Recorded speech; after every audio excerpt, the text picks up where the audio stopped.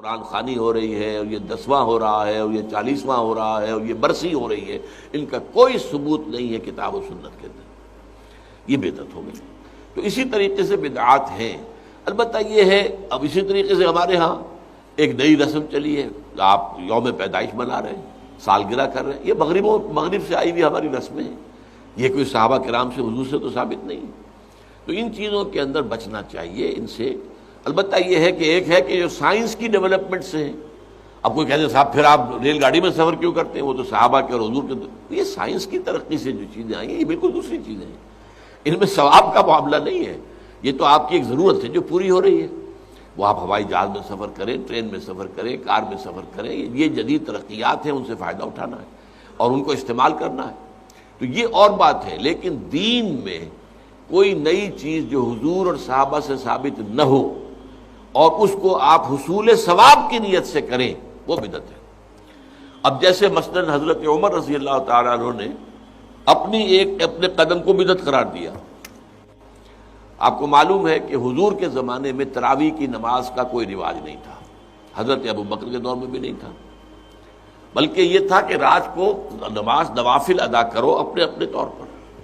قیام اللیل اپنے اپنے طور پر۔ تو اس حوالے سے تراویح کی نماز کا جو ہے باجماعت یہ حضرت عمر نے کیا رضی اللہ تعالیٰ عنہ، کہ ایک دفعہ آپ آئے اپنے دور خلافت میں، مسجد نبوی میں دیکھا کچھ لوگ ادھر کھڑے ہیں، کچھ ادھر کھڑے ہیں، کچھ ادھر کھڑے ہیں، کچھ ادھر کھڑے ہیں، اب ایک ایک جو حافظ ملا ہوا اس کے پیچھے قرآن سن رہے ہیں، پڑھ رہے ہیں۔ تو آپ نے کہا کیا یہ اچھا ہو ان سب کو ایک امام کے پیچھے جمع کر دیا جائے؟ اچھا کوئی اول شب میں پڑھ رہے ہیں، کوئی دیر میں پڑھ رہے ہیں، حضور نے 3 دفعہ جماعت کرائی اس رمضان کی رات میں، تو وہ تہجد کے وقت کرائی ہے،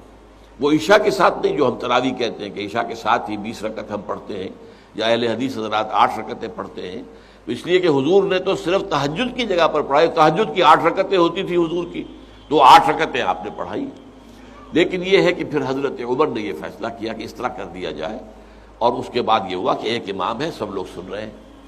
اس کے بعد ایک دن کہیں آئے حضرت عمر، داخل ہوئے، دیکھا کہ ایک امام کے پیچھے پوری مسجد بھری ہوئی ہے، جماعت ہے، ہو رہی ہے، اور آپ نے کہا نعم البدعۃ ھذہ،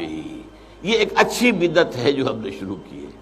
تو اس سے بدعت حسنہ کا لفظ عام طور پر لوگ لے لیتے ہیں، لیکن یہ واضح رہے کہ یہ حق جو ہے یہ خلیفۃ المسلمین کو تو حاصل تھا، یہ نہیں ہے کہ ہر شخص اس طرح کی نئی بدعت ایجاد کر دے اور کہے یہ بھی اچھی بدعت ہے، بدعت حسنہ ہے۔ اگر ہم اذان سے پہلے یہ پڑھ دیتے ہیں، درود پڑھ دیتے ہیں، تو کیا برائی ہے اس میں؟ کوئی بری بات تو نہیں ہے درود پڑھنا، لیکن بھائی نہیں، یہ قرآن اور حدیث سے اور صحابہ کے عمل سے ثابت نہیں ہے، اس لیے یہ بدعت ہوگا۔ اس لیے جو چیز جو ہے اس طرح کی، لیکن حضرت عمر رضی اللہ تعالیٰ عنہ یا کسی اور خلیفہ راشد کا کوئی فیصلہ ہو اور وہ گویا کہ پرانے طریقے میں کسی چیز کا اضافہ ہو رہا ہو، تو وہ ایک علیحدہ بات ہے۔ لیکن ان کے بعد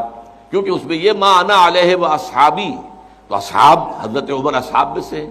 اور اصحاب ہی نہیں بلکہ آپ جو ہے خلفائے اربعہ میں سے ہیں، خلیفہ ثانی ہیں، تو اس پہلو سے ان کی بات علیحدہ ہو